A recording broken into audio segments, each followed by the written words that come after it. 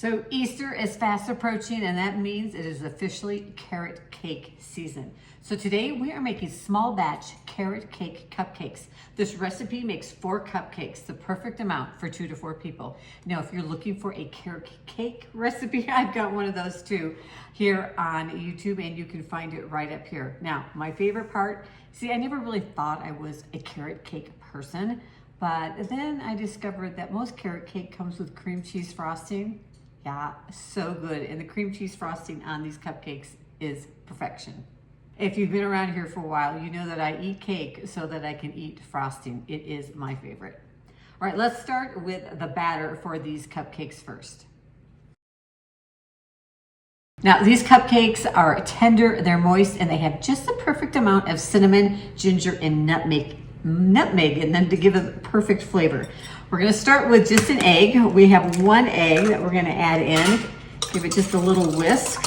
And then we're gonna add in our sugar. Now, today I am using 2 tablespoons of granulated sugar and 3 tablespoons of brown sugar. Now, you could use all brown sugar if you wanted a little richer, deeper flavor, that if you use all brown sugar, or if you want them a little lighter, you could use all granulated sugar. Now, I have to show you something because, you know, we moved to Utah over a year ago, and it is a lot drier here in Utah than Portland, and I found that my brown sugar was totally drying out. I would open up my jar of brown sugar here and find it was rock hard. And then I discovered these little clay bears on Amazon. I'll link to them down below. You just soak it in water, put it into your brown sugar, and my brown sugar stays nice and soft. So if you live in a dry climate, you totally want one of those. So let's go ahead and mix the sugar in with the egg. And then we're gonna add in those spices. We're gonna do a teaspoon of cinnamon. And you can always, if you wanted a little less, add in a little less cinnamon, or if you're not a ginger fan, leave the ginger out. But I think the combination of the ginger, cinnamon, and nutmeg is really what a carrot cake is all about. So half of a teaspoon of dried ginger, and then just a little bit of nutmeg. We're gonna use 1/8 of a teaspoon of nutmeg. And mix. Okay, then we are ready for the rest of our wet ingredients. So we are going to add in 3 tablespoons. I'm using vegetable oil. You could also use canola oil. You wanna use a mild flavored oil. This is what, you could substitute butter if you prefer, but I think the oil does make the cupcake a lot moister. So it will change the texture somewhat. And then 2 tablespoons of either sour cream or plain Greek yogurt. I think I'm using Greek yogurt because I had some in my fridge I needed to use up. And half of a teaspoon of vanilla, measured with your heart. There we go. All right, let's mix that up, and then we will add in our remaining dry ingredients. Okay, we're gonna use a half of a teaspoon of baking powder and a half of a teaspoon of baking soda, both of them. There we go. A 1/4 teaspoon of salt, and a half of a cup of all-purpose flour, and mix that up just until the flour is incorporated and we have one last ingredient to put in.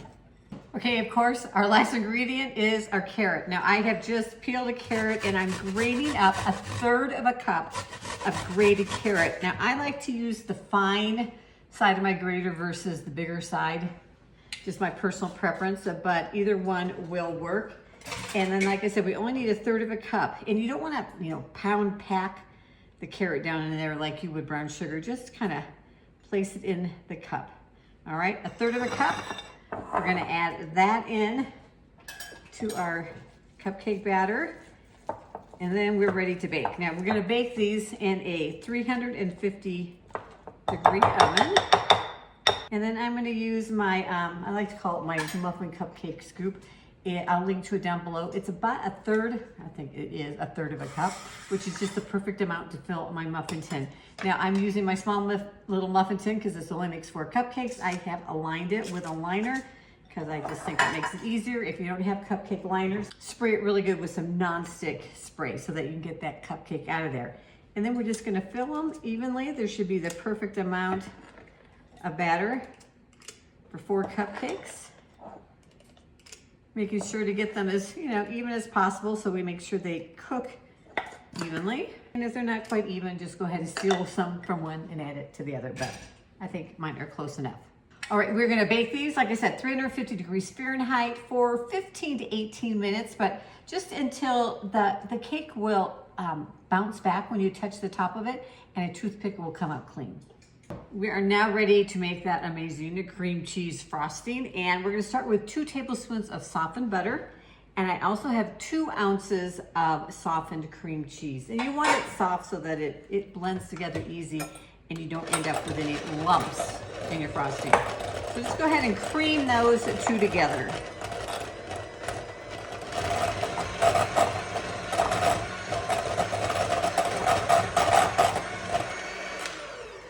All right, now we are I'm gonna use about a cup of powdered sugar. It kind of depends on how you want to frost your cupcakes. Now, if you want to get fancy and use a decorating bag and a decorating tip, you're gonna need a little bit more frosting. I'd say like a cup and a half, maybe even 2 cups of powdered sugar, but I'm not feeling that fancy today.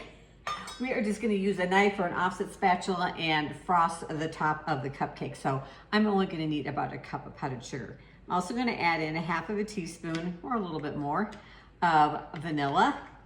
And then we're gonna start with a half a tablespoon or so of whipping cream. You could use regular milk. I just happen to have some whipping cream in my refrigerator. And then mix that together till you get a nice spreading consistency. Of course, if it's too dry, we're gonna add in a little bit more whipping cream. If it's too runny, just add in a little bit more powdered sugar. But do, especially the milk cream, do it just a little bit at a time because you don't want to end up with soupy frosting. And it looks like I got it just about right. Right, our cupcakes are cooled. You want to make sure they're totally cool before you frost them. Otherwise, your frosting just melts right into the cake. Now, I'm going to use my offset spatula and get a link to one down below. If you don't have one, it is one of my favorite kitchen tools, especially for frosting things and spreading things. So we're going to take our frosting. Like I said, I'm not feeling too fancy today, so I am just going to go ahead and add it straight onto the top. I'm not going to pipe it on or make any fancy swirls or anything. So I've got plenty of frosting here though, because like I said, I like my cake to frosting ratio to be pretty even so that I've got just as much frosting as I do cake, but frost it however you like it. Now we can dress these up a little bit pretty easily with either you could sprinkle the top with a little bit of cinnamon, just a little dusting just to make it look pretty. Or what I'm gonna do is I'm gonna use some chopped nuts, pecans or walnuts would be good. In fact, you could even put nuts into the cupcake if you like. I would use about a half of a cup of nuts. Today, I am using actually some candied pecans I had in my pantry, but you could just use roasted pecans as well. There we have it, small batch carrot cake cupcakes, the perfect amount for 2 to 4 people. Now, if perchance you do have a little bit of leftovers, you're gonna wanna keep these stored in the refrigerator because of the cream cheese frosting. And if you are looking for some more yummy small batch recipes for Easter, check out down below, and I'll see you in the next video.